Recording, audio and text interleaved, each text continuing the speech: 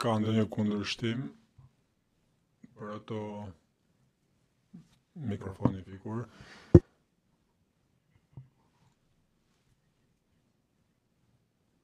Dikson nuk kemi kundërshtime, mi sheti që po flasim për dy gjëra të ndryshme.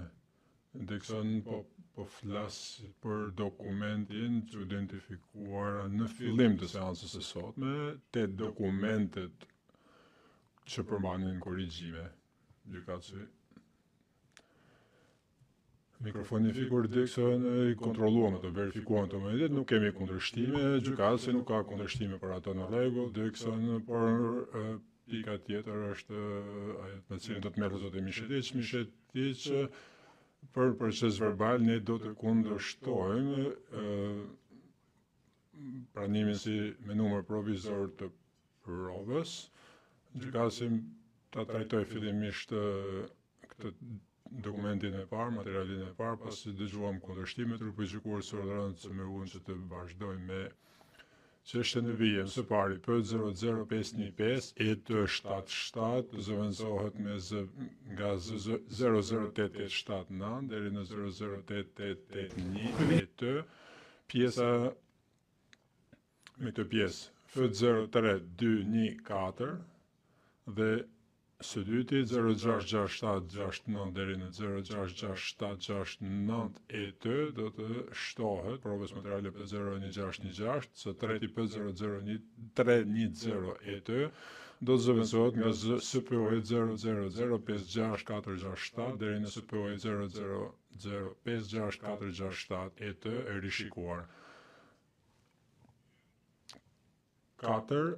12589-03-02 thy për 12589-03-02 do të shtohet provës materiale ekzistuese P04221 së pesti P01712.1 viz ET do të zëvendësohet nga 060119 viz të R viz ET, pjesa 1, rishikuar red 6 P01086 vizet të thy për P01086 atë do të zëvendësohet nga 061427 viz 03 rishikuar dhe 061427 viz 03 rishikuar e të.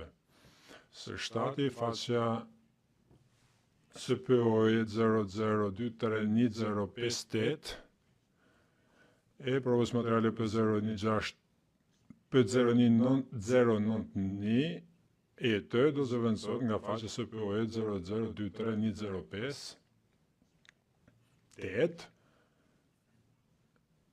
e SPOE 00231003 deri në SPOE 00231118 ET rishikuar.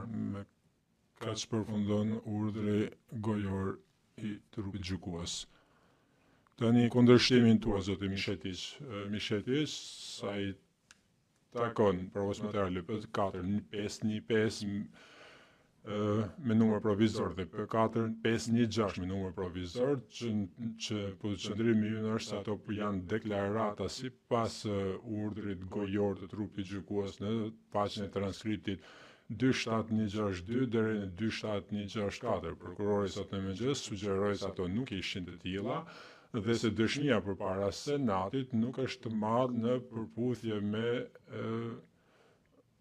synimet apo qëllimet e zbatimit të ligjit. Ne paraqitëm një provë materiale nga çështja civile që u përjashtua mbi këtë bazë, trupi gjykues konstatoi se ajo që nevojitet është që deklarata të jetë në natyrë si dëshmi dhe që të jetë dhënë në lidhje me procedura ligjore. Kjo deklaratë, të dy deklarate janë dhënë në betim në një seancë dëgjimore të Senatit, ne vlerësojmë se kjo është dëshmi, është natyrës pra si dëshmi dhe dhënë në procedurë ligjore. Dhe kjo është pjesë e përgjegjësive të mbikëqyrjes së Senatit dhe referenca për provën e materialet të prokurisë për 0942 është e pavend dhe papërshtatme, sepse kjo provë materiale merret me parlamentar të cilët flasin në parlament. Nuk është seancë dëgjimore për prova me një dëshmitar që jep dëshmi në betim. Këto janë deklarata të dhëna nga parlamentar në parlament. Faleminderit zoti Halling. Të nderuar gjykas që se mund të përgjigjem shkurtimisht, por kufizimi është dhënë nga ky trup gjykues për deklaratën dhe është dhënë në F01380 paragrafi 12.1 dhe është një vijim, ato duhet të përbëjnë ose të jenë pjesë e një deklarate me shkrim të dëshmitarit, të deklaratë e marrë në kontekstin e një hetimi penal apo procedurave penale. Vendimi që përmendi avokati pas tani në këtë çast shkon përtej për kufizimin të procedurës civile, dhe kjo nuk është asnjëra as tjetër. Kjo është një procedurë nuk është procedurë të njëjtës natyrë. Është më afër seancës dëgjimore parlamentare dhe për këtë arsye kjo dispozit nuk zbatohet në këtë rast. Gjykatësi me dorëzoti Mishetiç, me qenë se jeni në kënd, do t'ju përdorë juva. Mund na thoni cili është dallimi mes dokumentit që të po ofrohet tani dhe dokumentit që keni ofruar ju, që tani më është pranuar si provë materiale 12290, që është raport në seancës dëgjimore të Senatit që ju i keni paraqitur zotit Rubin, thjesht që ta kujtoni, dhe i keni paraqitur aty pjesën e dëshmisë së tij që ka dhënë senatorit atëhershëm Biden. Misheti, senatori Biden nuk është dëshmitar në atë procedurë, nuk është dëshmi në natyrë kjo gjë. Kjo është në këtë rast kemi një dokument që është tërësisht dëshmi nga natyra e saj. Generali Clark ngriti dorën e tij dhe u betua se do thotë të vërtetën kur të merret në pyetje. Pra ky është dallimi themelor dhe përputhet tërësisht me përkufizimin tuaj. Dhe nëse mund t'i përgjigjem zotit Halling, asgjë në përkufizimin e cituar nuk thotë se po të shkojmë përtej përkufizimit të ligjit të së drejtës penale të deklaratës në një procedurë të vetme apo në një proces të vetëm. Po lexoj për kufizimin që është mjafton që deklarata në fjalë të jetë në natyrë si dëshmi dhe të jetë dhënë në lidhje me procedura ligjore. Kaq, gjykatësi në rregull do të marrë një vendim për këtë, tani mund të silli dëshmitarin në sallë.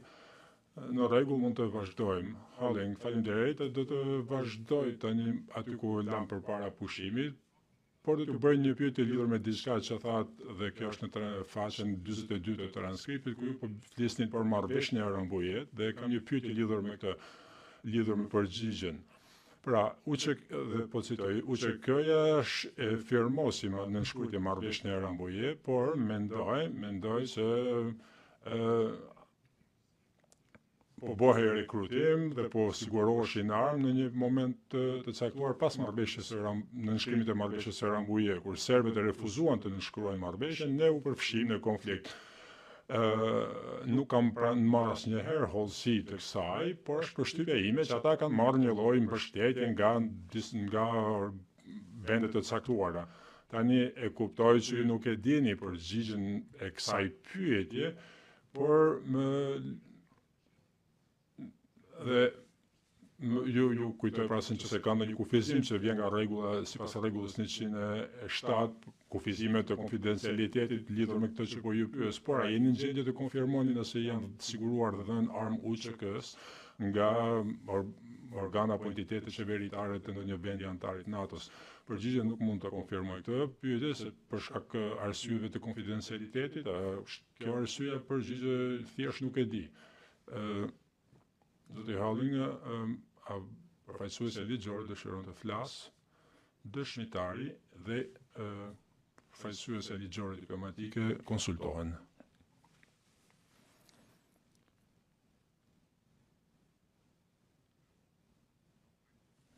Përgjigje. Nuk e di përgjigjen. Zoti Halling, kaq doja dia. Tani kthehemi më parapa. Përpara pushimit po thonë se me sa duket, UÇK-ja po përpiqet të dërgonte informacione NATO-s, por ju nuk e dini nëse ky informacion ka arritur.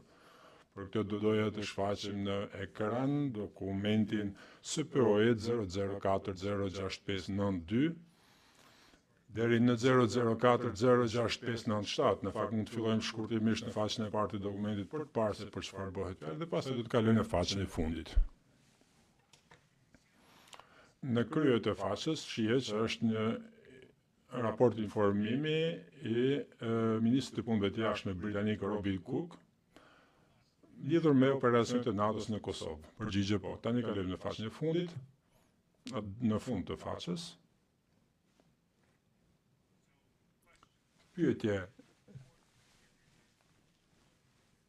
Ka patur raport se UÇK-ja po kërkon perëndimit ndihmë për furnizim me armë. Cilat janë komunikimet që keni me UÇK-n dhe a kanë kërkuar ata armë? Nëse po, a do t'ju jepni atyre armë? Përgjigje, ne kemi marrë një numër disa raporte nga UÇK-ja në ditëve të fundit dhe 2 javët e fundit.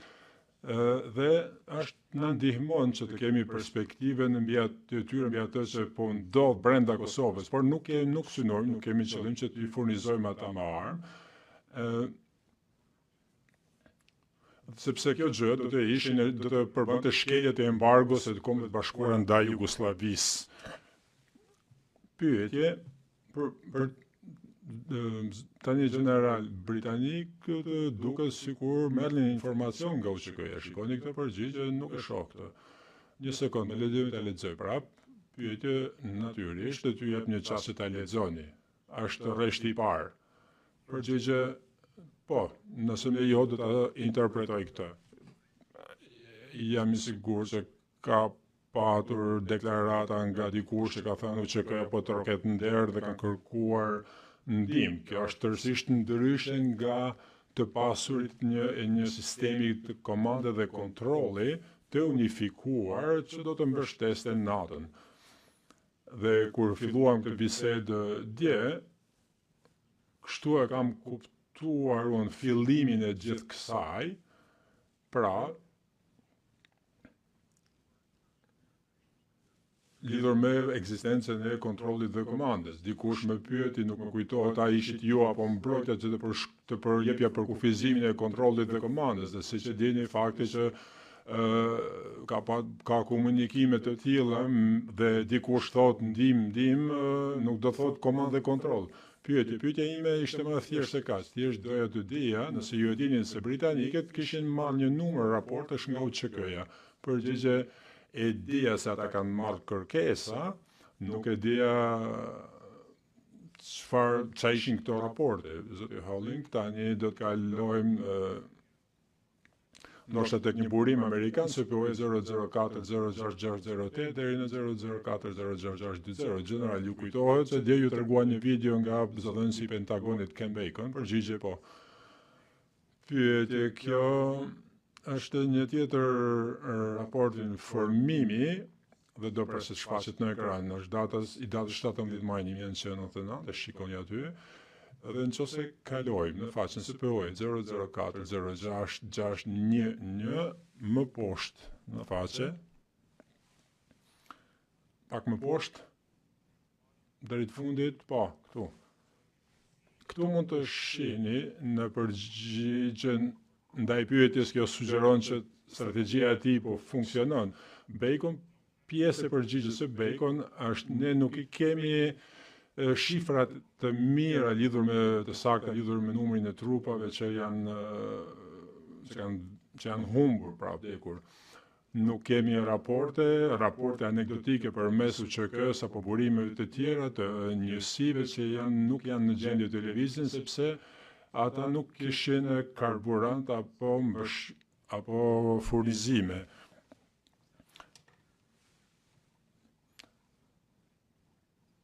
Natyrisht, disa prej këtyre njësive vazhdojnë të jenë në lëvizje, por ka një ardhje të vazhdueshme të informacionit se sulmet po japin efekt. Pra, Departamenti i Mbrojtjes gjithashtu ishte të paktën në mënyrë jo të drejtë, por drejt, po merrte informacion të kësaj njëjtë. Është kështu përgjigje, po, por ka një dallim mes gjatë fushatës, pra që po ndodhe, cila ishte data edhe një herë Bacon ishte pyetje 17/19, përgjigje në rregull. Dhe ka vazhduar nga 24 marsi deri në fund të majit, në fillim të qershorit. Ju cituat diçka nga libri, mendoj ka qenë data 26 maj, kur ne kemi po merreshim me çështjen e malit të Pashtrikut. Nuk vihet në dyshim se të gjithë po përpiqeshin të merrin informacion nga UÇK-ja. Ne duhet të merrnin sa më shumë informacion që të mundin nga terreni dhe gradualisht kemi marrë më shumë informacion, po e merrnim nga gjitha burimet e mundshme, por siç e thash në deklaratat e mia dje,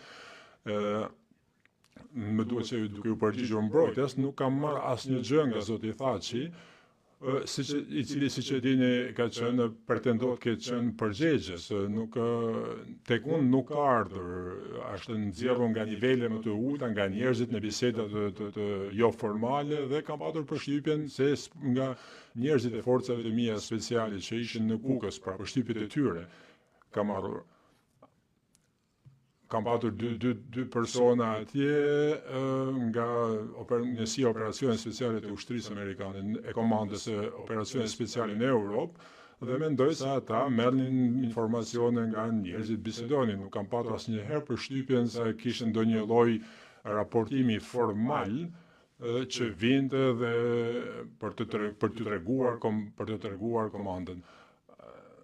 Ata kanë marrë informacionet në mënyra dhe ashtu siç kanë mundur, dhe njëjta gjë me shënjestrimin, me identifikimin dhe shënjestrimin e shënjestrave, pra, dhe kjo është përshtypja ime, nuk më kujtohet data, në fakt kam shkuar në Kukës, kam bërë një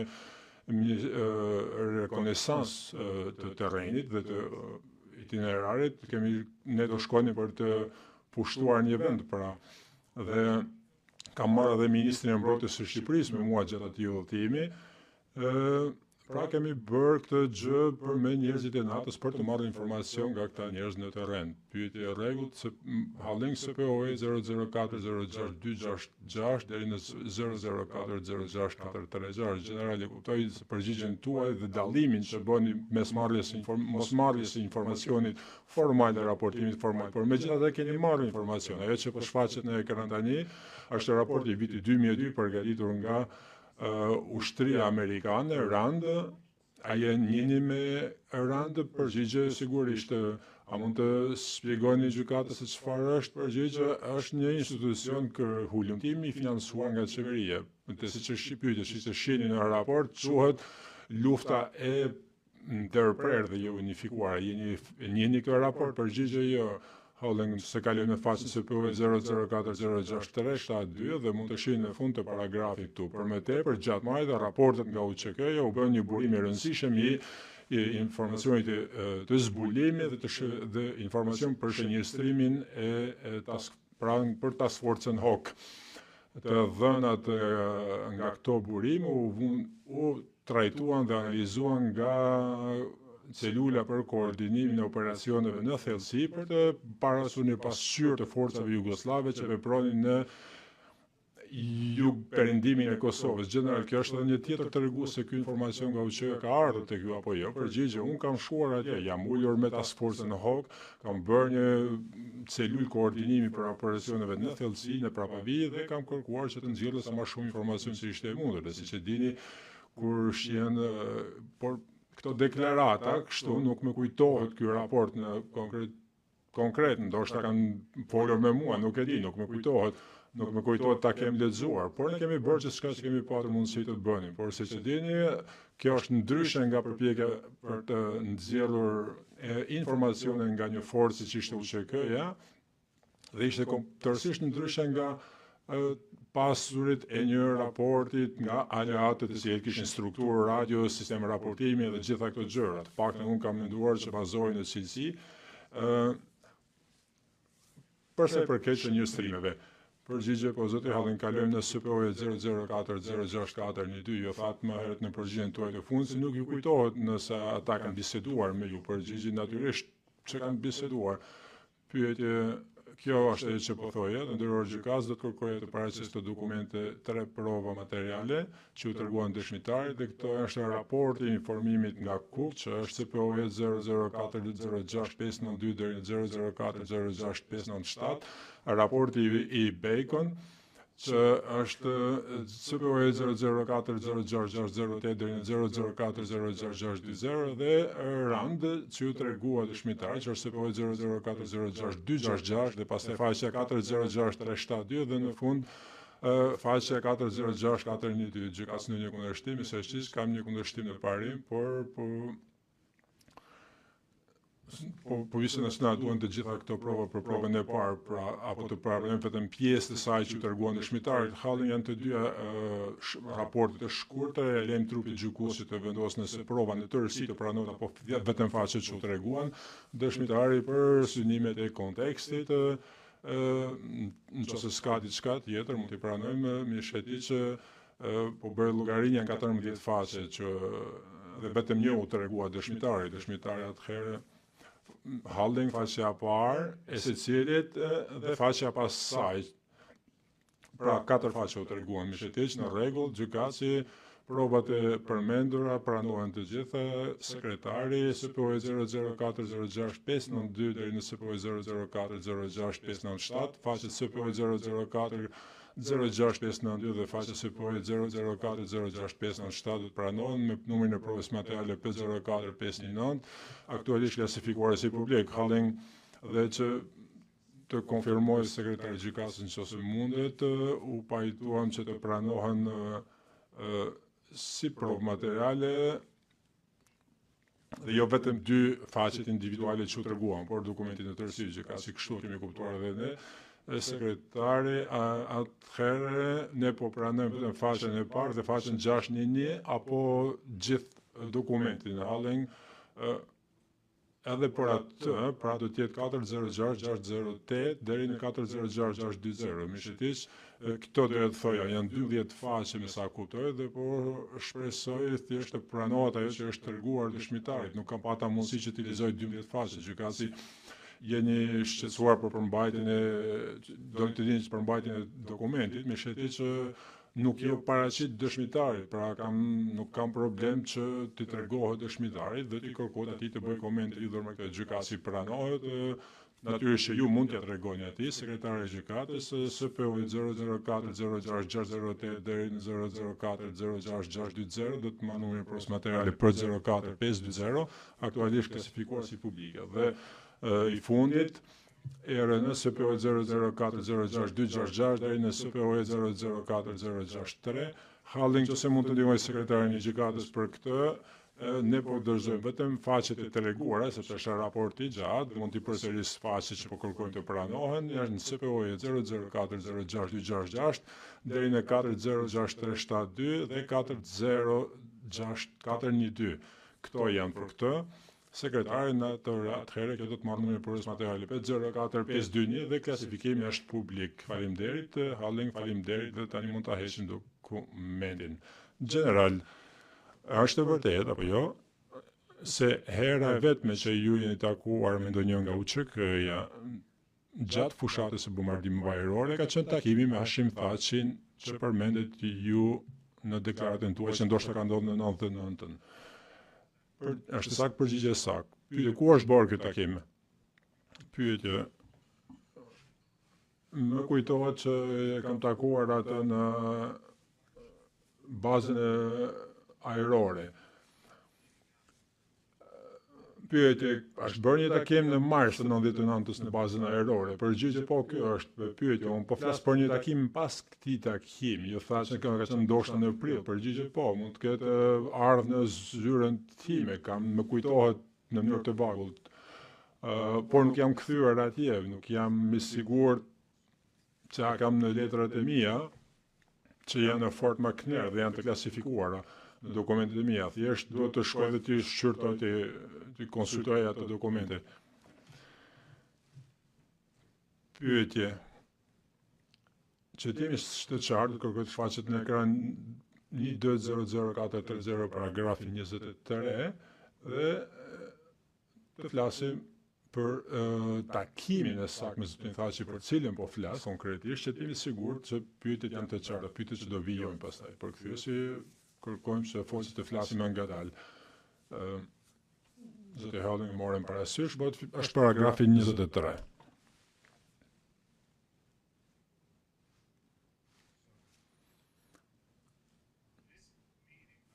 ky takim më kujtohet që jam takuar me zotin Thaçi një herë të tretë, në një kohë gjatë fushatës bombardime, ndoshta në prill të 1999, për të kërkuar ndihmën e tij me identifikimin e vendeve shënjestrave për bombardimet e NATO-s. A ju kujtohet ku është mbajtur ky takim? Përgjigje, jam i sigurt që është mbajtur në selinë time. Pyetje, në të kohën e këtij takimi, si keni kuptuar ju se cili ishte roli i zotit Thaçi?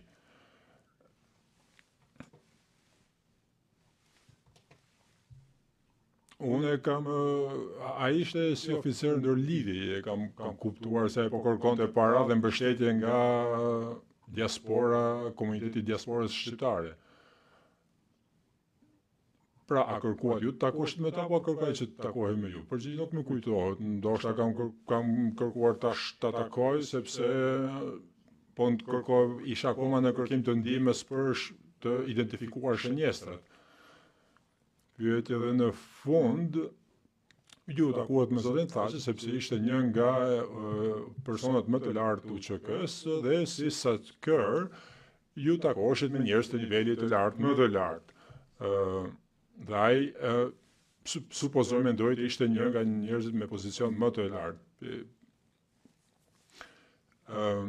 Pyetje, tani do të konfirmoj datën e saktë të këtij takimi, nëse mund të kalojmë te SPO 00405042 deri në 00405042.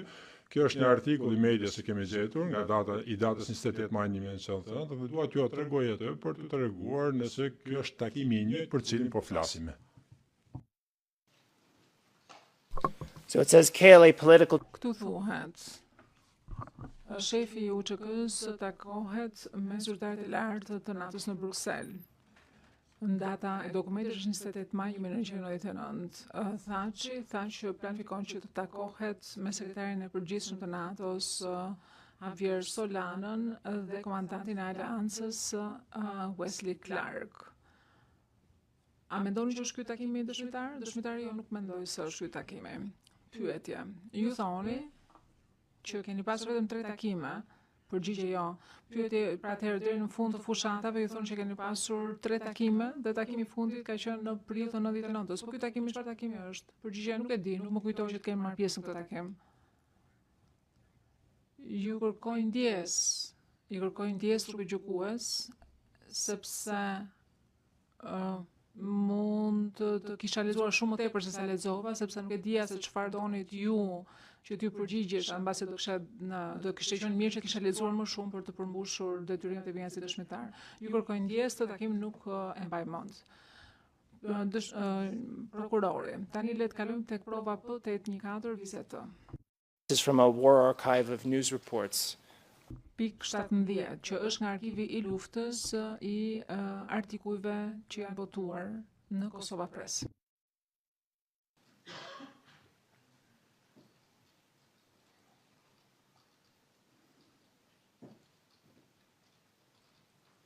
So it says Prime Minister Thaçi. Këtu thuhet, Kryeministri Thaçi mori pjesë në takimin e Këshillit të NATO-s në Bruksel.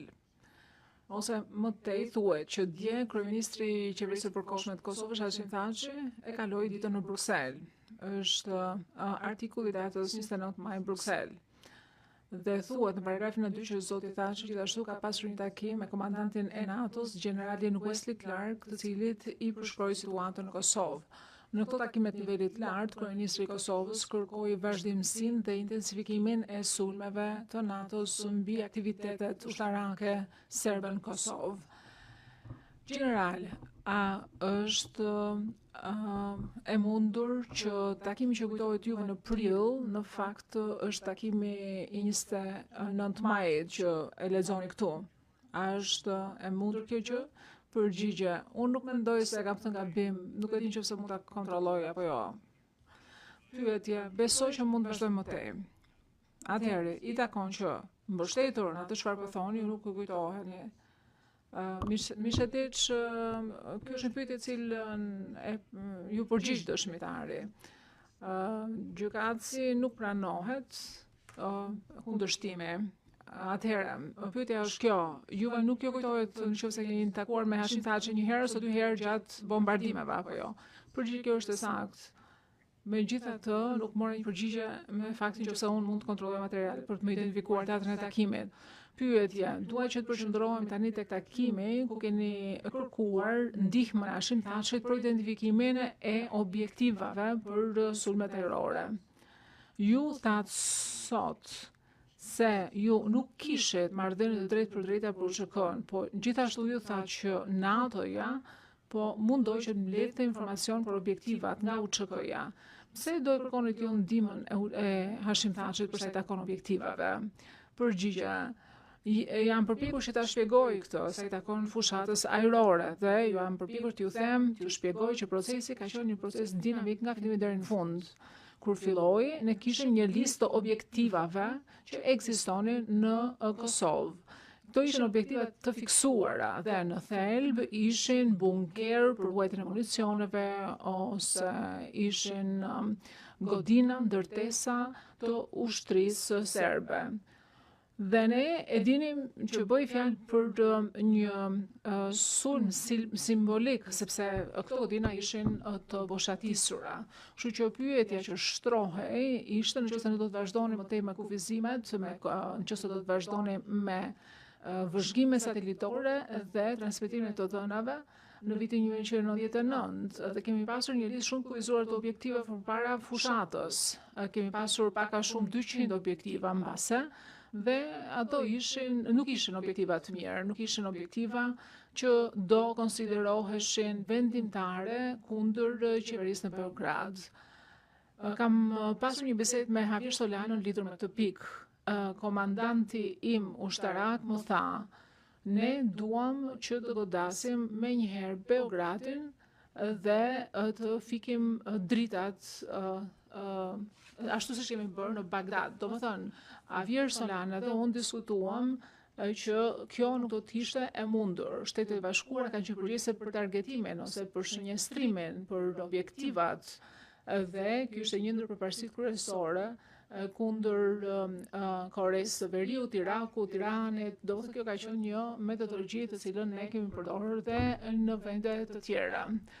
Ne për të luftuar ose për të sulmuar forcat serbe kishim nevojë për informacion në kohë reale, na duheshin gjithashtu burime të shumta informacione, si për shembull informacione që merrim përmet përgjimeve telefonike, ose na duhen gjithashtu dhe informacione që merrim nga drona, sepse ndonjëherë i merrnim imazhet, por nuk e dinim se çfarë shikonim nëpër ekran.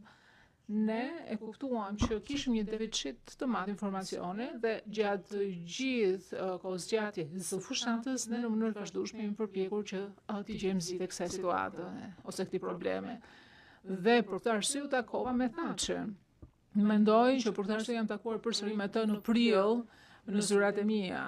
Nuk bëj fjalë për këtë takim, domethënë ky është një takim që mbase ka ndodhur, më shumë gjasa ka ndodhur, por nuk është më kalon një përshtypje. Por, siç ju thash, u takova me to, por përgjigjja nuk ishte e suksesshme. Pyetja, faleminderit general. Ju në këtë kohë e dinet që zoti Thaçi ishte i përqendruar te kontaktimi me ndërkombëtarët apo jo. Përgjigje e drejtë. Nuk është e dija këtë gjë, po ai ishte e vetmi piklidhje që kishim ne. Pyetja, në paragrafin 22 të deklaratës, kur flisni për takimin në mes të marsit të 99-s, ju thatë vëmendja e Thaçit ishte të kontaktonte me ndërkombëtarët në Zvicër dhe në Shtetet e Bashkuara. Dëshmitar, pra ju e dini në ato kohë që Thaçi kishte vëmendjen te kontaktimi me ndërkombëtarët apo jo? Përgjigje po. Pyetje, duke marrë parasysh elementin e kohës dhe që koha ishte shumë e rëndësishme sa i takon objektivave. Pse prisnit ju që ju të dinit informacionet më të fundit për pozicionet e serbëve nga UÇK-ja? Përgjigje, ky informacion është i rëndësishëm për ne për të krijuar një sistem, por edhe herën e dytë kur u takua, kur erdhi tek ne, ai ende nuk dinte asgjë. Pyetje. Tani dua që të shohim një video, transkriptin e secilës ne e pam pak më herët. Për proces verbal, është dokumenti 128-928-03-2. Do kërkoja që të paraqitet në ekran dhe transkripti shoqërues që mban numrin 128-928-03-ato faqe 2. Që në fillim duhet të kërkoj ndjes general, sepse bëhet fjalë për një intervistë që keni dhënë për televizionin shqiptar në gusht të vitit 2000. Ju keni folur në anglisht në këtë intervistë. Më pas, përgjigjet tuaja janë të shkruara me tituj në fund të regjistrimit. Misetiç, për orientim të dëshmitarit, dëshmia është në vitin 2020, jo në vitin 2000. Halë një kërkoj ndjesë, thash gabim. Është intervistë është dhënë në datën 1 gusht të vitit 2020. Është dhënë për RTK-n. Do shikojmë faqen 2 të transkriptit dhe do kërkoja që të na paraqitet tani videoja në pjesën e 2 të saj, do filluar nga minuti i 2 të sekonda 34 deri në minutin e 3 sekonda 41. Sikurse do e shihni, pjesa që do paraqitet në ekran do përfundoj me transkriptin që keni përsëri përpara dëshmitar.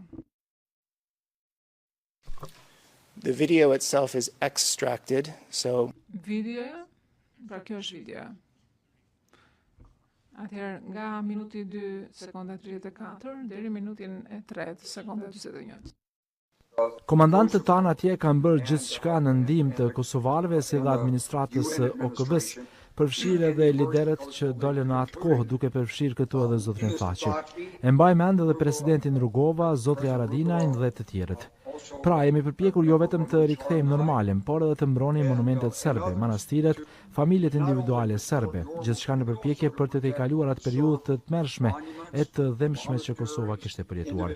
Presidenti, atëherë zoti Hashim Thaçi, ishte zëdhënësi i UÇK-s. Me të janë takuar një herë shkurt jashtë selisë së NATO-s në Belgjik. Ai më pati thënë që janë duke mbietuar, që po bënin atë që munden. Thash që është mirë, ne duam që t'ju ndihmojmë. Megjithatë, NATO-ja nuk ka pasur marrëdhënie të drejtë për drejta me UÇK-n. Thjesht nuk kemi marrë raporte nga ta, si dhe nuk kemi pasur se si ta dimë se çfarë po ndodhte. Më shumë se 20 Yes, vjet pas and we can luftës, stop the në video. këtë Mund ta lajoni videon këtu. General, you said that General, ju thoni këtu që jeni takuar me zotin Thaçi një herë shkurt në shtabin jashtë shtabit të NATO-s në Belgjik. Për këtë takim keni fjalën kur flisni për objektivat? Përgjigje. Kam përshtypjen që i referohem kohës kur ka ardhur në fusha ajrore. Pyetje, a ka ndonjë informacion tjetër, a ka ndonjë tjetër burim informacioni që pranon publikisht ju jeni takuar me Hashim Thaçin dëshmitar? Përgjigje. Nuk e di nëse ekziston ndonjë deklaratë tjetër, por nëse do të ketë ekzistuar një deklaratë e tillë, besoj që do e keni gjetur. Pyetje. Sikur se e diskutuam më herët, kjo ju bën juve që të vazhdoni të thoni që NATO-ja nuk ka pasur komunikim të vazhdueshëm me UÇK-n. Dhe unë ju them që ky koment juaj ka kuptim vetëm në qoftë se takimi midis jush dhe Hashim Thaçi nuk ka qenë në lidhje me objektivat. Përgjigje. Nuk e kuptoj çfarë pyetje keni për mua. Pyetje, a pajtojeni me këtë propozim timin apo jo? Përgjigje. Ka dy çështje fakti që ndoshta janë kontradiktore, kundërshtuese të njëra tjetrës. Atëherë, titulli i raportit ishte një fushate e çorganizuar. Dhe kjo ishte përvoja ime e parë. Pra që shikoja një operacion të aleancës dhe ndoshta operacioni mund të ndukej i çorientuar, kam fjalën të raportit e Randit. Dhe qasja e dytë ishte që kombet e NATO thonin, ose Klaus Norman thoshte që nuk donte që të kishte marrëdhënie me UÇK-n. Çdo që ishte dinamike, gjërat ndryshonin. Çfarë dua të them me këtë? Për ta ilustruar, lejoni të them si më poshtë. Kur filluan bombardimet, pyetja që na bëshnin ishte sa do zgjasin fushat bombarduese. kombe, francezët, spanjollët, pra më thonin që pasi të fillojnë bombardimet e NATO-s në Milošević pa diskutim që do të dorëzohet. Po kush e dinte me siguri këtë gjë? Unë nuk po thoja që kjo ndoshta si do ishte vërtet. Unë shpresoja që ishte vërtet dhe shpresoja që çdo gjë të zgjidhej për një ditë. Por në fakt, mëngjesin pasi bëm goditjen e parë, kam marrë në telefon generalin Ojdanic dhe i thash, tani ne bëm goditjet tona, i filluan bombardimet dhe mendoj që ka ardhur koha tani më që të tërhiqni forcat dhe të bëni pjesën tuaj për ato çfarë keni rënë dakord. Pra, qëllimi tani më nuk ishte që të bënim ose të bindim serbët që të tërhiqnin forcat e tyre nga Kosova, po do të thënë qëllimi ishte që ata ta merrin mesazhin se në situatë të vështirë e ndryshme nga ajo çfarë kishte qenë në Bosnjë. Pra, situata ishte e ndryshueshme nga momenti në moment. Dhe e kam thënë, në fakt edhe në konferencën që kam thënë për shtyp që i kam shkruar, që e kam thënë pa udhëzimet e Pentagonit, megjithëse kërkova që Pentagonit më jepte udhëzimet. Kam përshtypjen që me datën 25 në mëngjes, me Solanën, kam thënë që ne do sulmojmë, do shkatrojmë ato element të cilët, ato element që Miloševići i vlerëson më tepër. Pyetje, general po shkon për te se çfarë po të pyes. Unë po flas lidhur me takimin që keni pasur ju me Hashim Thaqin. Për këtë do i kërkoj sekretarit që të paraqesë në ekran për 524-ën. E kuptoj që nuk ju kujtohen të gjitha. Përgjigje, duhet ta kuptosh që situata ishte një situatë që drejtohej nga planifikimi politik, nuk është se ishte një planifikim i mirë ushtarak. Po të kishte qenë një plan ushtarak i mirëfill, do e kishim ndjekur këtë plan nga fillimi deri në fund. Por ajo çfarë bëm neve është që ne kemi luftuar në të gjitha frontet, në të gjitha linjat e mundshme në mënyrë të tillë që të rrisnin presionin mbi Miloševićin. Të shohim dokumentin që është në ekran. E kuptoj që mbase ju nuk e kuptoni, nuk e kujtoj plotësisht se kur keni pasur diskutim me Hashim Thaqin për objektivat, por mund të ketë ndodhur me 25 maj apo jo? Përgjigje po mund të ketë ndodhur. Pyetje, kjo është intervista me Hashim Thaqin në këtë datë. Në fund të kësaj faqe bëhet kjo pyetje për Hashim Thaqin. A është vërtet që UÇK-ja ka ndihmuar NATO-n që të lokalizojë objektivat brenda Kosovës? Përgjigjja e Thaçi është kjo. Është e mundur, por unë mendoj që NATO-ja e ka informacionin që i nevojitet. Si mund të jap Hashim Thaçi një përgjigje të tillë nëse ju do e keni pyetur atë më herët për objektivat? Përgjigja mund të ketë një përgjigje të tillë se nuk e ka pasur informacionin. Pyetja ishte kjo, dëshmitar. A është e vërtet që UÇK-ja e ka ndihmuar NATO-n për të lokalizuar objektivat brenda Kosovës? Dhe ai thotë, është e mundur. Tani pyetja që kam për juve është kjo. Si mund ta ketë dhënë këtë informacion në qoftë se diskutimi që ka pasur me ju ka pasur të bënte me objektivat? Përgjigje. Ne kemi pasur një bisedë lidhur me objektivat dhe ai nuk ishte në gjendje që të më jepte ndihmën e tij për identifikimin e objektivave. Unë udhëzova komandën time që të merrte sa më shumë informacion që ishte e mundur, sa më shumë informacion që ishte komunikuar, përfshirë këtu edhe përmes qeverisë shqiptare, dhe për të marrë informacionet në mënyrë të drejtë për drejtat të tërtortë. Dhe përfundimi im ishte që Hashim Thaçi nuk është se ishte i lidhur mirë me këtë pikë. Pyetja. Tani, në të shikojmë dokumentin që keni në ekran. Dëshiroj që të përqendrohemi tani tek takimi që keni diskutuar dje me Hashim Thaqin dhe komandantët e zonave përpara përfundimit të periudhës së demilitarizimit. A është ky takimi i vetëm me të cilët ju jeni takuar si me Hashim Thaqin dhe me komandantët e zonave në të njëjtin vend? Atëherë, me sa e kujtohet? Përgjigje. Me sa më kujtohet mua, mundësisht jo, do thoja unë. Sepse kur u ktheva, kur u ulëm me Mike Jackson dhe kur filluam që të punojmë me marrëveshjen, Me sa kujtohet, i kisha parë këta persona edhe më herët. Pyetje, po e tha dhe dje që i kishit parë këta persona më përpara, por nuk i kujtohej se kush ishin këto persona, apo jo. Përgjigje, jo. Nuk është se kishta kartat, nuk është se dija se si shqiptoheshin emrat e tyre, nuk e dija emrat, por ata thjesht po prezantoheshin. Kështu që në të gjitha ato zhvillime ishte shumë e vështirë që të kujtoje emrat e personave, të di eksaktësisht se kush ishte kush.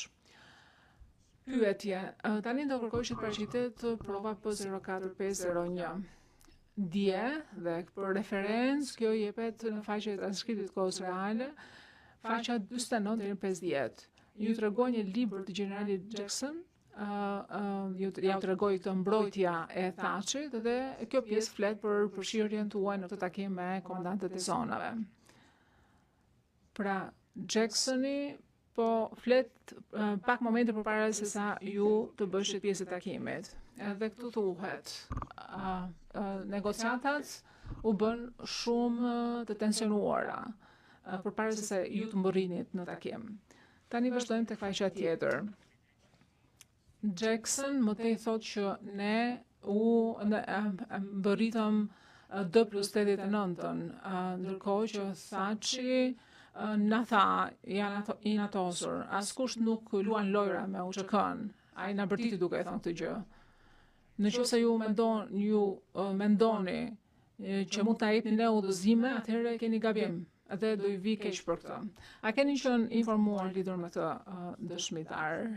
Përgjigje, me shumë gjasa, po, kam përshtypjen që Jacksoni do ma ketë thënë.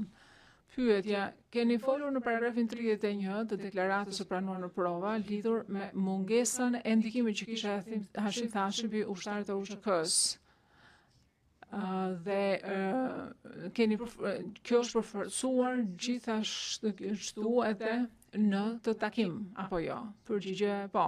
Pyetje, por kjo ka ndodhur pas këtij shkëmbimi. A nuk është e vërtet që Hashim Thaçi ka pasur kompetencë politike që ka qenë e ndryshme nga kompetenca ose autoriteti i ushtarëve me cilët ai fliste? Përgjigje, duke sikur është kështu. Po, nga ana tjetër, sikur se janë përpjekur të shpjegojnë përpara dhe sikur se thotë Mike Jacksoni këtu, ky ishte një proces, nuk mund ta shikoj të fragmentarizuar. Pra flitej për një organizatë rezistence që kishte mbështetje të NATO-s, edhe ndjesia ishte që Serbia do të bëhej. Dhe ajo çfarë thoshte NATO këtu ishte që keni parasysh një gjë që ju duhet të çarmëtoseni dhe nga ana tjetër duhet që të largoheni. Dhe në momentin kur unë u ktheva, pra unë mundova që të siguroja që nuk duhet kishte një asocim ushtarak më pas ndërhyrjes. Dhe ndërkohë, ajo çfarë për cilën po flasim këtu janë thjesht hollësit se si janë zhvilluar këto udhëzit. Sigurisht që ka pasur shumë inat, sigurisht që ka pasur shumë fërkime dhe sigurisht janë bërë shumë deklarata që janë shprehur. Pyetja, është e vërtetë apo jo që një pjesë kryesore e komenteve të zonave, të komandantëve të zonave, qëllimi i tyre ishte që theksohej se si ushtria duhet të jetë subjekt i autoritetit civil. Përgjigje po. Pyetje, në karrierën tuaj ushtarake, ju keni qenë i varur nga presidenti i Shtetit Bashkuara, që ishte komandanti kryesor i forcave të armatosura, apo jo? Përgjigje po, dhe nga sekretarja ose sekretari i mbrojtjes. Pyetje, a i dini në qoftë se UÇK-ja ka identifikuar ndonjë si komandantin e vet? Përgjigjen jo, janë ndjenjë intime. Nuk e ka menduar këtë në asnjë moment. Edhe mënyra se si e kam parë unë ngjarjet është që Çeku ka qenë personi përgjegjës. Pyetja. Këto nënkuptime që keni bërë në të gjitha provat tuaj, në gjithë dëshminë tuaj sa i takon autoritetit, komandës, ndikimet, të gjitha kanë çuar në përfundimin edhe në paragrafin 52 të deklaratës që ju nuk besoni që do ishte e drejtë që ti atribuoj sjellje të tjerëve Hashim Thaçit. Këtë keni thënë, apo jo dëshmitar? Përgjigje po. Pyetje. Unë po i parashtroj qëndrimin tim që ju nuk dini mjaftueshëm lidhur me UÇK-n dhe lidhur me atë çfarë UÇK-ja ka bërë gjatë gjithë luftës për të ditur në qoftë se akuzat me të cilat përballet zoti Thaçi në këtë gjykat janë të qëndrueshme apo jo. Çfarë përgjigje keni ju për këtë qëndrim tonin? Përgjigje, kjo është një akuzë që është vetëm pjesërisht relevante për proceset e kësaj gjykate, sepse si komandant strategjik, jo, asnjëherë nuk kemi pasur mundësinë që të bëjmë kërkime dhe që të na vërtetohet ky qëndrim. Thaçi thjesht rezultoi që ishte person ambicioz, ishte person i artikuluar, i prezantueshëm, por sa i takon kontrollit, pa diskutim që nuk ka pasur kontroll. Absolutisht nuk e kam parë një gjë të tillë, sepse këto element nuk kishin atë lloj strukture që do të kishte një organizat normale. Bëj fjalë për persona, grupe individuale që thjesht po luftonin për mbijetesën e tyre. Nuk ekzistonte asnjë lloj letre ku shkruheshin gjërat. Për shembull, nëse do shikojmë shembull historik, edhe besoj që shembulli më i mirë është shembulli i revolucionit amerikan. Pyetje, në general nuk po flasim për revolucionin amerikan këtu. Nuk po flasim për asgjë tjetër, po përveç faktit në qoftë se ju e dini apo jo që akuzat në cilave përballet ai janë të qëndrueshme apo jo. Përgjigje jo, akuzat nuk janë të qëndrueshme. Pyetje, faleminderit. Tani le të kalojmë tek video që tregova pak më herët. Do i lutesha sekretarit të paraqes në ekran dokumentin përkatës 128-928-03-2 me numër RN-ja 128-928-03-VIS-R VIS-ET. Faqja 1. Atëherë do ju kërkoja që të transmetohet dokumenti nga 0022 deri në 0134. Atëherë jam mirënjohës avokatit për korrigjimin që na bërin përpara, sepse data e intervistës është domethënëse. Data 1 gusht 2020 ka qenë pak më tepër se sa një muaj pas bërjes publike të akuzës së kësaj çështje gjyqësore. Në pjesën që do dëgjojmë tani në video, ju do dëgjoni atë çfarë keni thënë në përgjigje. Misetiç është keq interpretim, nuk është saktë që akta-akuza është bërë publike në atë datë. Holding, jo, njoftimi është lëshuar atëherë. Gjykatësi rrëzohet. Misetiç në fakt nuk mendoj që përshkrimi që bëri avokati, që bëri prokurori është i saktë. Nuk është bërë njoftimi i akta-akuzës në datën që pretendon ai. Holding, unë po të duash të bëj të ditur njoftimin për shtyp që ka qenë me datë 24 qershor 2020. Dhe kjo është baza e pyetjeve të mia. Do kërkoj sekretarit tani që të na jap video në kohën që e specifikova më lart. Për të nënçmuar Kosovën nuk janë ndalur kurrë, që nga koha kur rusët kishin marrë aeroportin e Prishtinës, që prej asaj mësymje kur kishin uzurpuar një sektor të vetin diku nga ana lindore e Kosovës, e deri tek obstruksione diplomatike, nuk ka pasur kurrë ndalesë të përpjekjeve për të vënë pengesa në rrugën e Kosovës drejt përparimit. Pra është krejtësisht normale të pritën përpjekje të tilla që bëhen përmes kanaleve të ndryshme. Tani sa i përket përmbajtjes së këtyre akuzave, nëse ato qëndrojnë apo jo, nuk e kam iden. Shihet megjithatë një lloj vazhdimësie e aktiviteteve që është mjaft e dukshme edhe 20 vjet më pas. Njeriu që udhëhoqi operacionin. Prokurori, faleminderit. Mund ndaloni këtu. Besoj që e dëgjuat atë çfarë keni thënë lidhur me këtë gjykatë, këto akuza. Në 2020 ju thatë që nuk e keni iden fare nëse këto akuza ndaj Hashim Thaçi qëndrojnë apo jo. Dhe sot e ka ditë këtë qëndrim keni apo jo dëshmitar. Përgjigje, në fakt kur e kam bërë të deklaratë nuk e dija se cilat ishin akuzat. Akuzat për cila mendoja unë kishin në mendjen time, të paktën kisha shitje organesh. Kam përshtypjen që në periudhën 2007 ose 2008 kishte akuzën ndaj UÇK-s për shitje organesh. Dhe unë personalisht atë e konsideroja të ishte thjesht disinformim. Nuk më kujtohet se kur e kam kuptuar plotësisht se për çfarë bënin fjalë akuzat, por jam shumë i sigurt që në momentin kur kam thënë këtë deklaratë, unë nuk e kisha idenë se cilat ishin akuzat e ngritura. Nuk më kujtohej që të kemi lexuar në fakt plotësisht akuzat përpara një nate.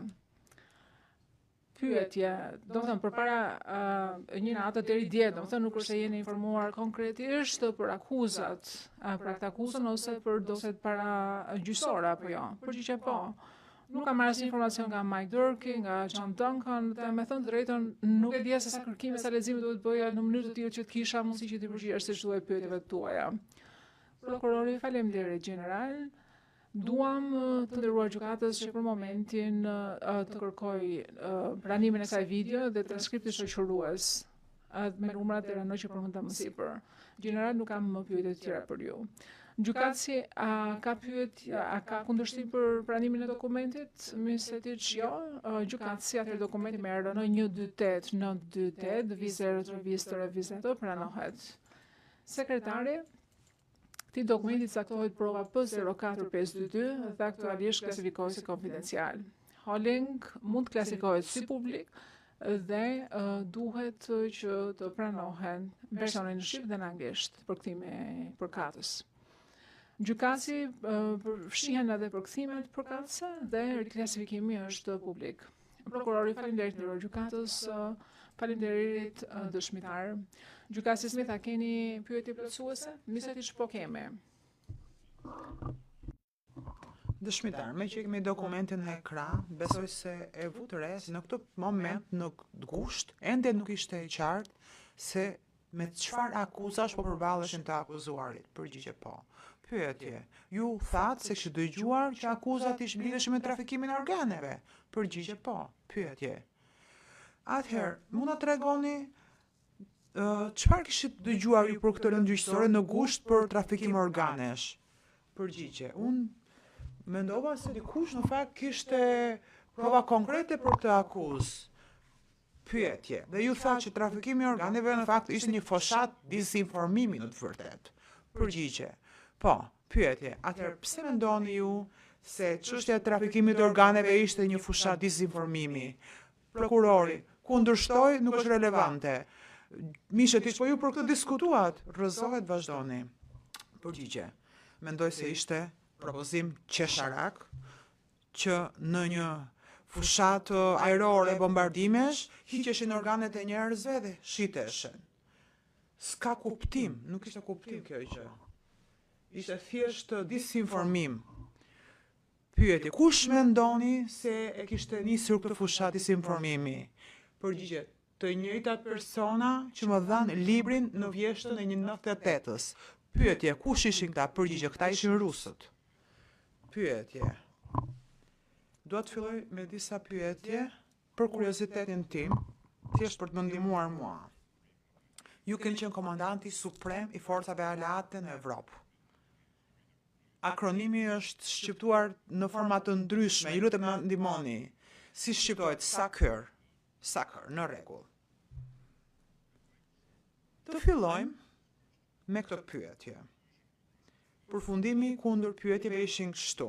Ku e bazoni ju përfundimet tuaja, kur thoni që zoti Thaçi nuk e mban përgjegjësi për veprimet e të tjerëve? Prokurori ju bëri pyetje për rreth 4 orë. A keni parë ndonjë urdhër nga zoti Thaçi drejtuar ndonjë personi ju? Përgjigje jo. Pyetje. Prokurori, a ju tregoi ndonjë raport të lëshuar nga ndonjë vartës drejtuar zotit Thaçi? Përgjigje jo. Pyetje. A keni parë ndonjë dokument nga ana e prokurorit gjatë kundër pyetjeve që ju shtyn të mendoni që në fakt zoti Thaçi mund të ketë qenë komandant ushtarak? Përgjigje jo. Pyetje. Ndonjë nga dokumentet që tregoi prokuroria gjatë kundër pyetjeve, a ju vuri në pikë pyetje përfundimet tuaja sa i takon përgjegjësisë penale të zotit Thaçi për veprimet e të tjerëve? Përgjigje jo. Pyetje, faleminderit. Përmendët 2 persona tani, John Duncan dhe Mike Durkee. A ju raportonin ju? Përgjigje po. Pyetje. Nëse ata do të takonin komandantët e zonave në terren, a do t'u raportonin këtë gjë ju? Përgjigje. Nëse do të takonin gjatë konfliktit, po, do më raportonin. Mishetiç, po korrigjoj atë që thash. Pas 2024-sh, rezolutës. Nëse do të shkonin në Kosovë, ata do takonin komandantët e zonave, a do raportonin ju diçka të tillë? Përgjigje, po, për mua do ishte informacion e rëndësi. Sepse ata ishin vartës dhe kishin përgjegjësitë e tyre. Po për komandantët e zonave, po çfarë lloj titull kishin këta persona, për mua nuk ishte relevante për nivelin tim të drejtimit. Pyetje. Për shtypjet që krijonin ata për terrenin. A ti përcjellnin ty? Përgjigje po. Pyetje. Dhe më pas, a dilnit ju në përfundimet tuaja në bazë të informacioneve që u jepni varësit tuaj mes të cilëve John Duncan dhe Mike Durkee? Përgjigje po. Pyetje. Ju bërë disa pyetje prokurori dhe madje u përpoj që ju të bënit një krahasim sa i takon komandës dhe kontrollit. Pra, nëse Mike Jackson në të vërtet mund të shpërfillte urdhrat tuaj, sepse kështu funksionojnë ndonjëherë gjërat në komandë kështu. A ju kujtohet kjo pyetje? Përgjigje po. Pyetje. Faleminderit që e thatë gjë se dua të komentoj. Mishetiç, do jap plot mundësi të na tregoni dallimin mes këtyre dyja gjërave. Por unë dua të them këtë fillimisht. Të krahasojmë njërë, po krahasojmë mollën me mollën apo mollën me portokallin? Fillojmë kështu. Në Ushtrinë e Amerikës, nëse një general me 4 yje, si ju, i lishon një urdhër një vartësi, dhe ai thot, generali Clark, nuk kam dëshirë të zbatoj urdhrin tuaj, çfarë masash merrni ju? Përgjigje, fillimisht do ta pyesja pse. Më lejon t'ju shpjegoj diçka. Në sistemin sovjetik të ushtrisë, nëse jepej urdhër, quheshet tradhtar. Dhe nuk e zbatoj, më falni, dhe po saboton një operacion. Kështu funksiononte doktrina sovjetike. Amerika e ka ndryshe. Kur japim urdhër për një operacion, i kalon vartësit, vartësi analizon dhe mund thotë që nuk mund ta zbatoj këtë urdhër. Më duhet më shumë informacion. Nuk mund ta kaloj lumin vetëm, më duhet ura, më duhet inxhinier. Në sistemin sovjetik quhet sabotim, konsideroj sabotim i planit të selis.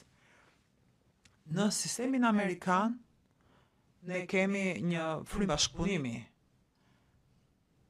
Dhe ky është fakt. Pra,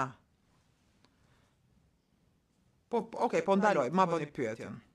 Mishetiç, jemi një skenar tjetër, në një situatë tjetër, i ke dëgjuar argumentet, dhe keni dalë në vendim përfundimtar. Bashkëpunuat, por ju vendosni ama. Dhe prap vartësit thot, nuk do ta respektoj urdhrin tuaj. Përgjigje, atëherë ky person do të largohej nga komanda, si rregull. Mishetiç, kjo ndodh në sistemin amerikan, por në një situatë të NATO-s, dhe konkretisht me KFOR-in. Cili ishte plani operacional? Edhe mund na thoni nëse se cili shtet përmes kontingjenteve të tyre kishte ndonjë lloj kompetence? Përgjigje, po flasin për KFOR-in pas përfundimit të fushatës ajrore? Përgjigje, pyetje po. Përgjigje, brenda NATO-s, komandën e ka shteti përkatëse atij kontingjentit. Disiplina, heqja nga detyra, rritja në detyrë. Operacioni dhe kontrolli është i NATO-s. Por nëse komandanti i shtetit përkatës e kundërshton urdhrin e NATO-s, ky person ka të drejtë i drejtohet komandantit të vet, në shtetin e vet. Mishetiç, më kritikuan se po flas shumë shpejt, do duhet patjetër që të bëj një pauzë. Now, you were asked questions by the prosecutor about Ju bëri pyetje prokurori për generalin Mike Jackson, pistën ajrore në Prishtinë dhe kështu me radhë. A kuptova unë drejt përgjigjen tuaj? Kur thatë se në kontekstin NATO-s, generali Jackson kishte të drejtë të kontandonte komandantin e vet për këtë aspekt. Përgjigje, për çdo aspekt. Misheti që ta sqarojmë kanë fjalën që ai mund të drejtojë britanikëve. Përgjigje, po, mund të drejtojë britanikëve për këto aspekte. Dhe unë kisha të drejtën time ta kundërshtoja. Po unë nuk mund të merja masa disiplinore për të, as nuk mund ta shkarkoja nga detyra. Ishte thjesht çështje gjykimi profesionist ushtarak. Mishetiç. Kur flasim pra për komandën e kontrollit brenda një ushtrie kombëtare, jo forcë shumë kombëshe. A është e nevojshme të kesh një strukturë komandi dhe kontrolli efektive në mënyrë që eprori përkatës komandanti të ketë mundësi ta shkarkojë një komandant nëse nuk e zbaton një urdhër. Përgjigje, nëse do të kishim një strukturë të mirëfillt të tillë, po, kështu duhet të kishte ndodhur. Por tani dua të them diçka. Dua ta bëj të qartë. Zakonisht duhet kuptuar eprori drejt për drejt.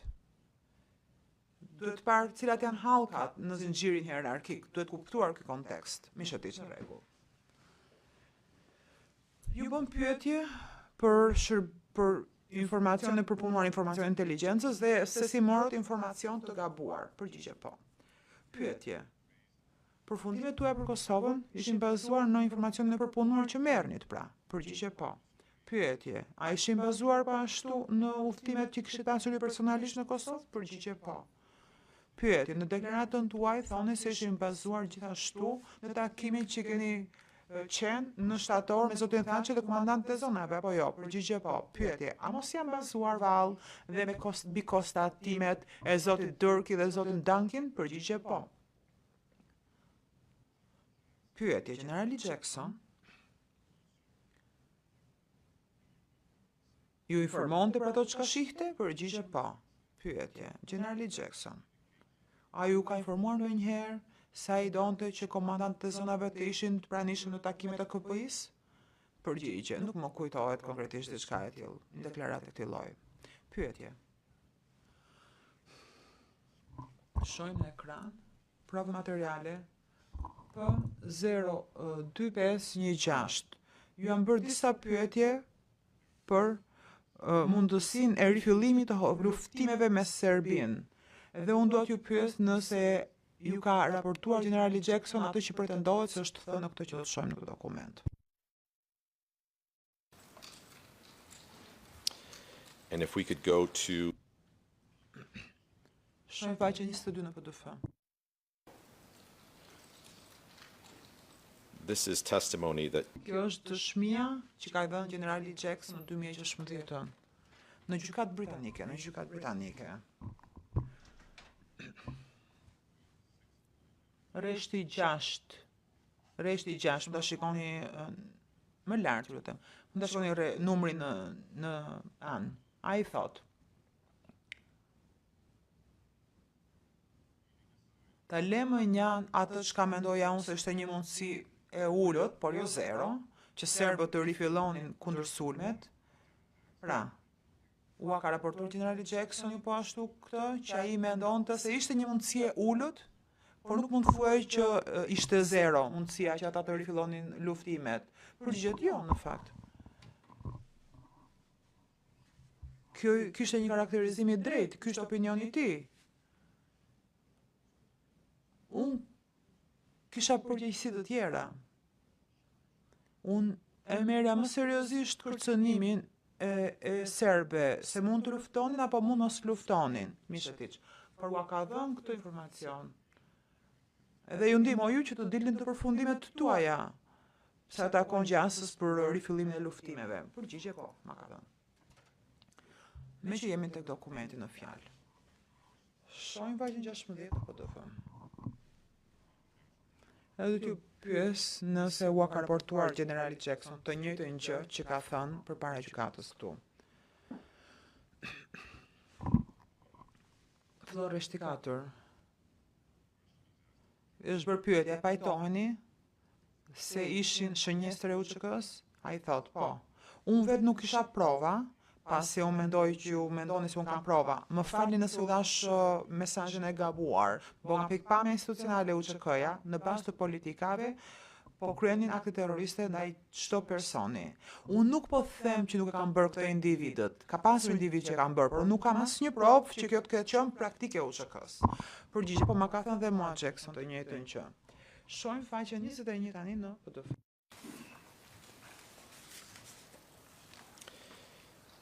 He's asked on cross-examination. I është bërë pyetje nga pala kundërshtare në fund, ju lutem. Filloj me rreshtin 13.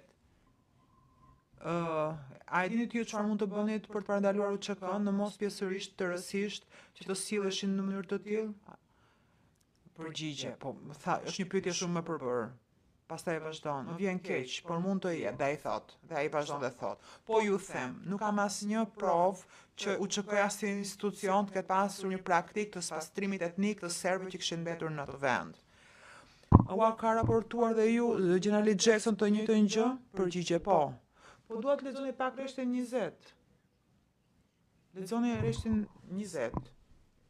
Sepse këtë janë përpjekur të themun base jo kaq bukur sa këtu. Po, kam të di që përpiqem të jap këtë mesazh. Mishë ti çfarë lexoj unë? Ai thot, e di, 99% e din se persona individual të UÇK-s në fakt kanë qenë tërësisht jashtë kontrollit. Ua ka raportuar dhe ju këtë njëjtën gjë dhe ju çojnë në vlerësimin tuaj si s'ka pasur komandë dhe kontroll të Mirfield? Përgjigje po. Shohim tani faqen 22 në PDF. At the bottom, please. Në fund të faqes. He's asked about something called the Marty. Është pyetur për raportin e martit. Keni dëgjuar për raportin e martit? General, keni dëgjuar për raportin e martit? Përgjigje jo. I është bërë pyetje. Duhet të fokusohemi te UÇK-ja dhe po fokusohemi në konstatimin e senator Martit. Ai përgjigjet. Po fillon të nënkuptoni tani që ka qenë praktike UÇK-s. Kalojmë në faqen tjetër. Dhe unë nuk pajtohem me ju për këtë. A përputhet kjo me ato çka ju ka raportuar Generali Jackson që UÇK-ja nuk ishte ndonjë praktik. Holling, i lexoni tamam, sepse thuhet praktike UÇK-s për të spastruar çdo serb që kishte mbetur në Kosovë. Përgjigje, jo nuk ka qenë praktike UÇK-s. Po të shohim pak faqe pararense ose të flasim për faqen pararense. E kam thënë pak të 10 herë deri tani. Ka qenë një situatë të mërshme për këta persona. Kishin frikë për jetën e tyre, ishin të inatosur, donin të merrnin hak. Kjo është krejt normale. Dhe Jackson e ka thënë shumë bukur këtu për Ballkanin që janë sy për sy edhe për dhëmb. Ka një praktikë pra sy për sy edhe dhëmb për dhëmb. Kjo janë situata normale.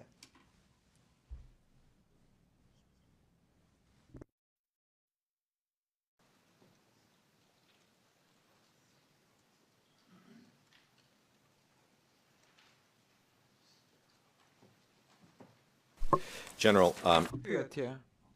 General, ju treguan disa dëshmi të Klaus Numan përpara të TPN-s. Përgjigje Naumen. Okej, Naumen. Ju kujtohet kjo dëshmi? Përgjigje po, pyetje. Do t'i tregoj disa pjesë që nuk ua tregoj prokurori.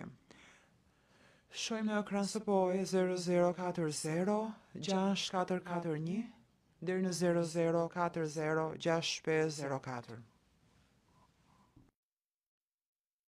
to you because you may have been seemingly Dua t'u tregoj se kam përshtypjen që ju keq orientuan duke mos ju treguar këtë pjesë që dua ta shohim bashk. Shohim faqen SPOE 00406464.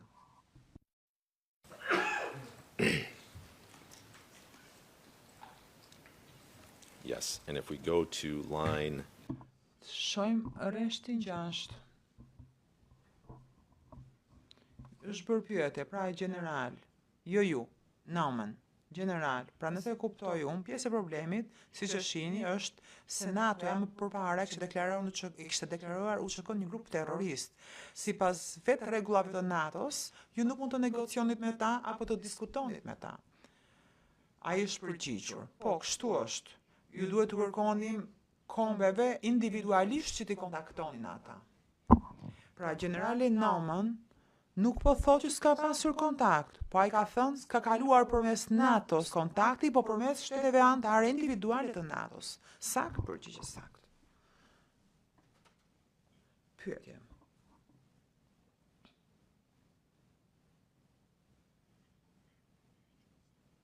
Shkojmë tek faqja pararendëse në këtë dokument. This is where the prosecutor stopped the quote. Këtu e ndaloi prokurori leximin. Kështu që unë dua të shkojmë poshtë dhe të shohim rreshtin 19. 19-ën. Ky është porcioni që pjesa që u lexoi prokurori kur folet për femrën e Akilit. Tani të shohim rreshtin 6 më poshtë. Ai vijon. Këtë nuk u lexoi prokurori dhe thot, nuk kishim asnjë instrument për të kontrolluar në UÇK-n. U përpoqëm ta bënim, u përpoqëm të kërkonim kombëve anëtare, shtetet anëtare të NATO-s që të kontaktonin përmes njerëzve që kishin kontaktet më hershme. Por instrumenti që u përdor në rastin e Jugosllavë, konkretisht për të kërcënuar masa ushtarake, nuk mund të zbatohej për kosovarët. Pra, a thuhet edhe një herë dhe është e vërtet që është bërë kontakti përmes shteteve individuale të NATO-s? Po, ka pasur kontakte, patjetër. Pyetje, ju treguan një pjesë të shënimeve të generalit Reinhardt. A ju kujtohet? Përgjigje po, i marsit 2000, më falni. Pyetje. Data e këtij shënimi është 10 mars 2000. Dhe unë dua t'ju tregoj një artikull të New York Times që ka raportuar për këtë ngjarje më 11 mars 2000. Shohim në ekran 1D00181. E keni në listën e materialeve që sapo nxorëm.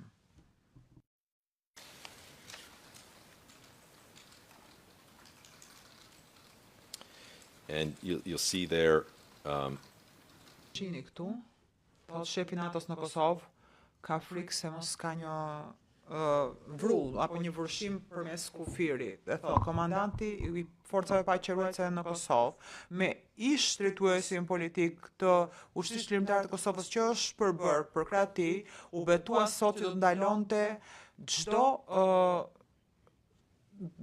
akt dhune që do të kryej në Kosovë kundër Serbisë.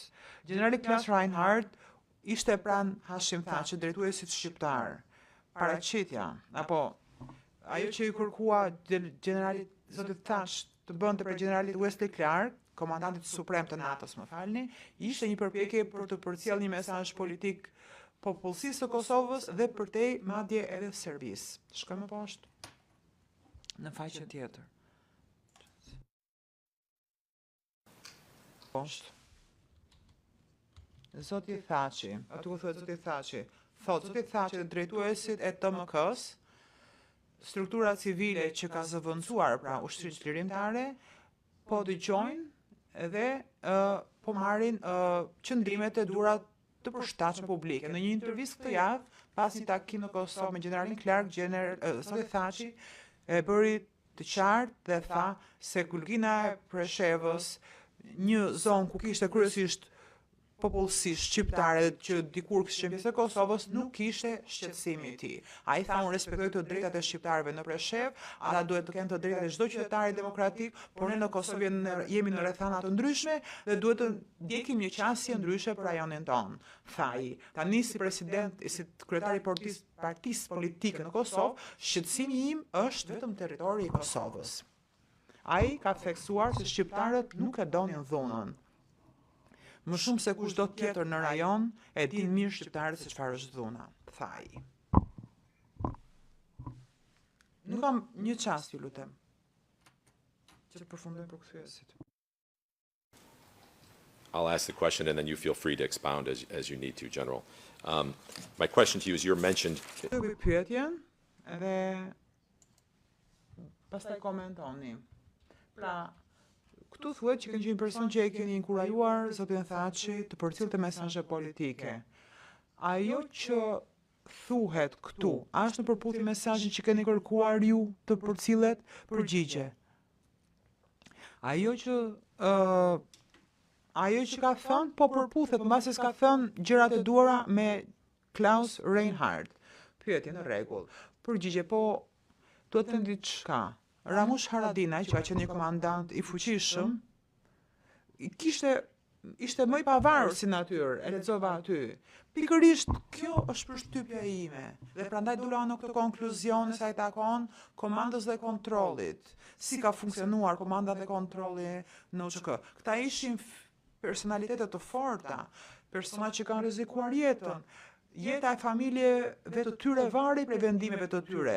Këta nuk ishin vartës të mirëfillt, nuk ekzistonte strukturë komande dhe kontrolli. Ishin persona që luftonin për jetën gjatë fushatës ajrore të NATO-s.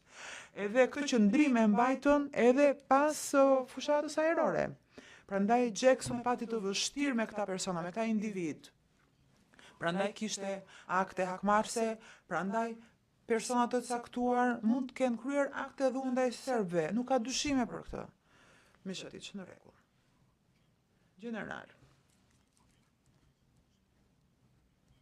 Javën e kaluar, ambasadori Christopher Hill dha dëshmi edhe tha që asnjëherë nuk është konsideruar UÇK-ja si organizatë terroriste e huaj nga Shtetet e Bashkuara, a përputhet me ju. Përgjigje u thash edhe më herët. Dikush e bëri këtë deklaratë, ky person u qortua për këtë dhe u tërhoq nga Shtetet e Bashkuara një deklaratë e tillë. Mishëtiq, më jepni një çast.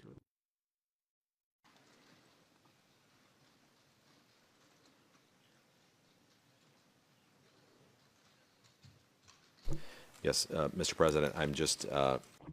Nderuar kryegjykatës, më thanë që në transkript në rreshtin 11, fjalia e parë, është pak e paqartë, nuk mund të jetë zbardhur gabim, ta pyes dëshmitarin ta përsëris. Gjykatësi në rregull. General, ju përmendët Ramush Haradinaj dhe New York Times, dhe sipas transkriptit ju keni thënë, por unë lexova fjalinë e fundit që nuk është relevante për aspektet që po diskutojmë këtu. Dhe që është relevante po irrelevante? Përgjigje. Nëse kam thënë irrelevante, e kam thënë pa dashje. Gjykatësi tha relevante, janë relevante, tha. Mishëtiq, në rregull, kjo është për korrigjuar transkriptin. Pyetje, generali Clark, do të shikojmë disa pjesë të librit tuaj që ua ka treguar edhe prokurori. Shohim në ekran, më falni ta verifikoj pak numrin. Okay. If I could please have... Shohim faqen DHT 11103 deri në DHT 11162. And this is again your book, Waging Modern War. Në libri juaj të luftosh në kohra moderne, një luftë moderne. Ndërkohë ju kanë treguar një faqe të librit nga prokurorisë me numër DHT 11473. Do ta shohim dhe dua që të na ndihmoni ju të interpretojmë një fjali të cilën u tregoi më herët prokurori. Krye. Është lexuar fjala e dytë kur thuhet Hawk ishte në kontakt të drejtë për drejtë me ushtrinë shqiptare të cilët po ashtu po monitoron UÇK-n dhe shumë prej objektivave i përcjelleshin Caucës. Pyetja ime është kjo. Në këtë fjali thuhet që është ushtria shqiptare ajo? Që i përcjellte informacionet për objektivat pasi monitoronte UÇK-n, apo UÇK-ja e kalonte informacionin përmes ushtrisë shqiptare? Përgjigje, mbasi ka qenë pak të dyja. Por kishin kontakte të drejtë për drejta në pistën ajrore, me pistën ajrore në Tiranë, me ushtrinë shqiptare. Ne nuk kishim asnjë mënyrë, ne nuk mund ta monitoronim UÇK-n. Ne. Mishëtiq, në fakt pyetja ime është kjo, s'është e paqartë mënyra si është shkruar këtu. Pra, është ushtria shqiptare, ajo që e merr informacionin prej UÇK-s, por apo po mbikëqyrin ata UÇK-n dhe ushtria shqiptare ju raportonte ju. Përgjigje, fjalia është e mjegull sepse situata ka qenë e mjegullt, sepse nuk e ka qenë e qartë.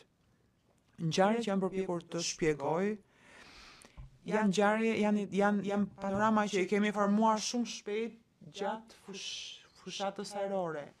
Gjatë kohës që negocionim, Mike Jackson po ashtu negocionte, unë isha më i shqetësuar që të sillja B-52-shat në pashtrik për të siguruar që s'do të kishim problem nga Miloševiqi. Pra, informacioni vinte nga të gjitha anët, po sikur se ua shpjegova. Ajo që ishte pranishme gjatë kohës që ndodhi fushata, nuk ka qenë aty para 78 ditësh. Mishati që kuptova. Tani shkëm në faqen e librit me numër DHT 11419. I'm sorry. Oh, I'm sorry. Just 1 second, please. Një çast, lutem.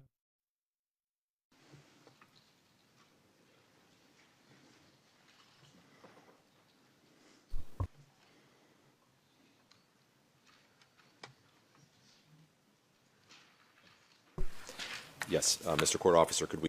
I lutem sekretarit seancës të vendos në ekran faqe me numër DHT 11419.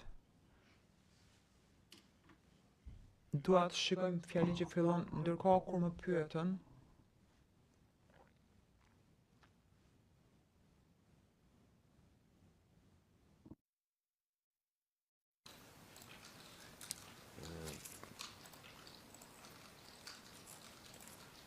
I don't see it. Is this one? Kë shohim.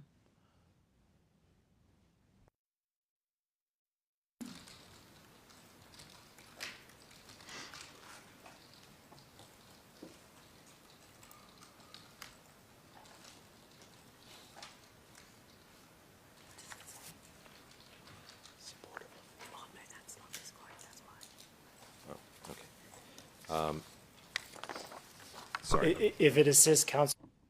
Prokurori.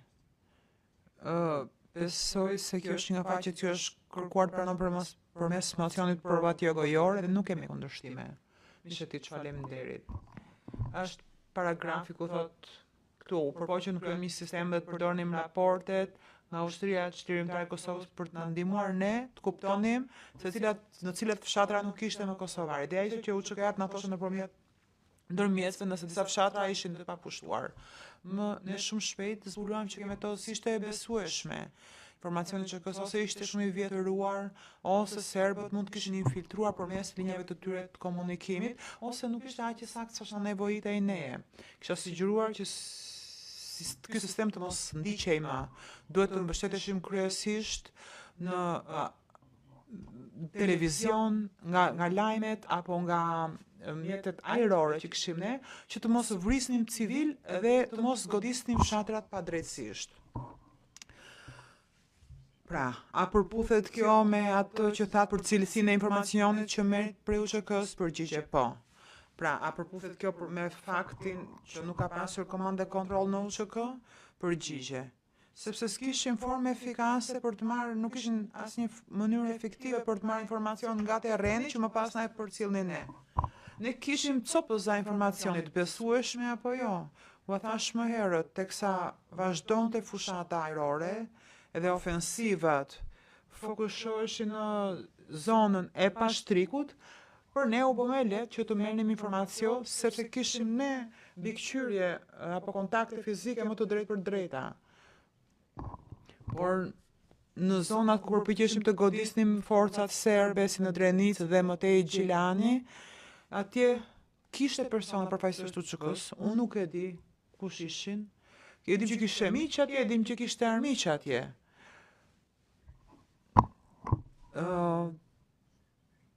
Mund të shikonim një tank që futej në një zonë drejt një liçeni. Pra, përpiqeshim të shpjegonim pilotit çfarë po shinim ne, por ishte shumë e vështirë, ishte gati e pamundur. Pra ishim në një situatë të paqartë, prandaj përpiqeshim që të merrnim informacione prej UÇK-s, por informacioni prej tyre nuk ishte i besueshëm deri në momentin që shkuam në malin e Pashtrikut. Vetëm në ato momente u bë më i qartë, domethënë, po deri në ato momente nuk merrnim informacion të besueshëm. Gjykatësi dhe sa pyetje keni, bisha ti të konsultojmë pak me klientin tim dhe do ju them nëse kam ende nevojë për kohë apo jo. Gjykatësi, mund të presim që të mbaroni tani? apo nëse do të bëjmë pushimin, do bëjmë pushimin. Mishëtish, më lejoni një çast të flas pak me klientin tim, po ndërkohë dua të kërkoj të pranohet faqja që trajtova me generalin. Gjykatës, cila faqe është kjo? 419. Ka kundërshtime? Prokurori. Jo, nuk ka kundërshtime, po mendoj që duhet të shohet provës që ka marrë numrin. Nuk ishte i besueshëm deri në momentin që shkuam në marrjen e pashtrikut. Vetëm në atë momente u bëm e qartë, domethënë. Po deri në atë momente nuk merrnim informacion të besueshëm. Gjykatësi, disa pyetje keni, Mishëtish, do konsultojmë pak me Mishëtish, faleminderit generale Clark. Unë me kaq mbyll pyetjet e mia. Gjykatësi, në rregull. Keni pyetje ju? Gjykatësi Gaynor? General, do ju bëhet shefi, që po ju them se përfunduat me ne. U bëm pyetjet e fundit, jeni lirë të shkoni, mund të largoni nga salla e gjyqit, ju faleminderit që erdhët, që ndat informacionin që kishit me ne, mund të largoheni me sekretarin e seancës, përgjigje. Faleminderit, po nuk pata një shans, më premtuat që mund të thoja diçka, nuk më dhat mundësinë të thoja diçka. Gjykatësi keni thënë plot? Më jepni vetëm 2 minuta, ju lutem. Do them diçka nga perspektiva ime. Gjykatësi, nëse thoni diçka, nuk mund t'ju bëhen pyetje për këtë. Përgjigje, nuk do them asgjë që ka nevojë të pyetet më pas. Po dua t'ju jap thjesht një perspektivë, se përmenda revolucionin amerikan disa herë. Jemi në një epokë aktualisht ku ka forca të mëdha që përpiqen të ndikojnë qeveritë ndryshme, që prej luftës së dytë botërore jemi përpjekur të kemi një sistem ndërkombëtar bazuar në rregulla, që ka funksionuar deri në një mas, po nuk ka funksionuar tërësisht. Dhe pas rënies së murit të Berlinit dhe hapjes së lindjes, u shpërbëj Jugoslavia dhe personat në Jugosllavi kërkuan të njëjtat liri sikurse perëndimi.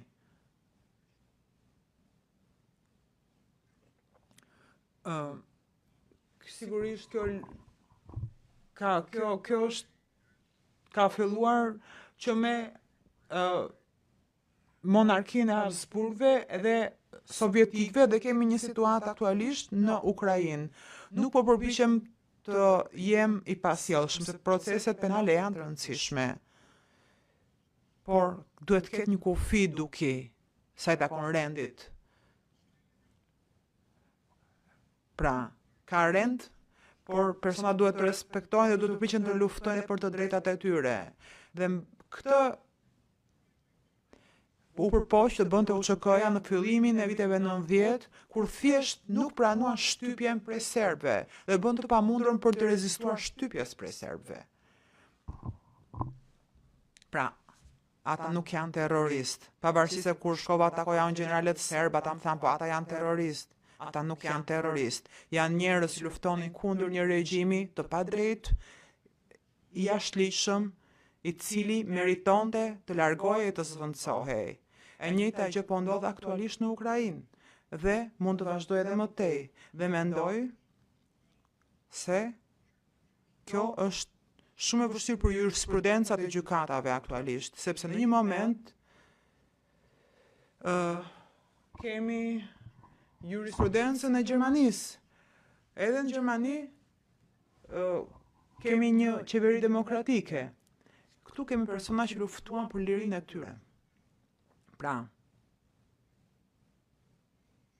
ligjet, procedurat e shoqërive moderne duhet të kuptojnë edhe nevojat e personave që luftojnë për lirinë e tyre dhe për dinjitetin e tyre. Kështu filloi revolucioni në Shtetet e Bashkuara, prandaj kam përmendur kaq shumë herë, dhe ata patriot amerikan në 1775-74, po ashtu konsideruan terrorist pikërisht në britanikët, siç ndodhi me amerikanët, por Amerika u kthye një shtet madhështor. Pra, duhet të kemi parasysh të shkuarën, historinë, duhet të shikoni çfarë po ndodh në Ukrainë, mbasi do ketë procese për Ukrainën të ngjashme. Po është rëndësishme të kuptoni rrethanat dhe kush mban përgjegjësi penale, dhe se ka aspekte më të larta strategjike që ndonjëherë kanë e përsi, edhe që shkojnë përtej mundësive të një individi të vetëm. Faleminderit që më dhat mundësinë ta shpjegoja. Ky është mendimi im. E kam ndjekur këtë gjykim dhe i qëndroj bindjes së mëparshme që Hashim Thaçi nuk është përgjegjës për atë që ka ndodhur në Kosovë. Ai nuk mban përgjegjësi për aktet individuale të dhunës së hakmarrjes. Gjykatëse, faleminderit. Faleminderit që ishit këtu me ne. Generali Clark, faleminderit.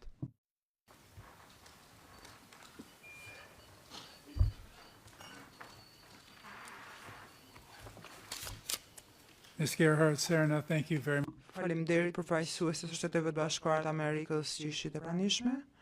Mund të largoni edhe ju nga salla e gjyqit nëse dëshironi. Se pjesa tani do të goxha e mërzitshme. Në fakt gjithë procesi në vetvete. Kemi një konferencë për heturinë e çështjes nesër. Ne menduam që do të kishim në fakt dëshmitarin paradite. Konferencën e kemi nesër në orën 2, do të jetë vetëm 1 orë.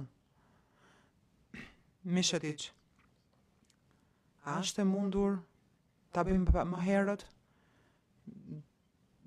Nëse është e mundur, gjykatësi fatkeqësisht nuk mund ta bëjmë më herët, do ta kemi në orën 2 konferencën. Zoti Elis, është e mundur, se kam pyetur zotin Krasniqin, por nëse zoti Krasniqi dhe të bashkakuzuarit dëshirojnë mund ta ndjekin përmes videolidhjes nga njësia e paraburgimit, më falni se s'kam zë. Desha t'ju pyes se nëse është e mundur që zoti Krasniqi ta ndjekë konferencën për heturinë e çështjes në objekti paraburgimit. Nuk e kam pyetur, por paraprakisht. Gjykatësi, të gjithë akuzuarit nëse dëshirojnë, mund ta ndjeken nga objekti paraburgimit. Nuk kemi kundërshtim për këtë. Faleminderit. Në rregull, shihemi nesër në orën 2. Sekretari të gjithë më këmbë.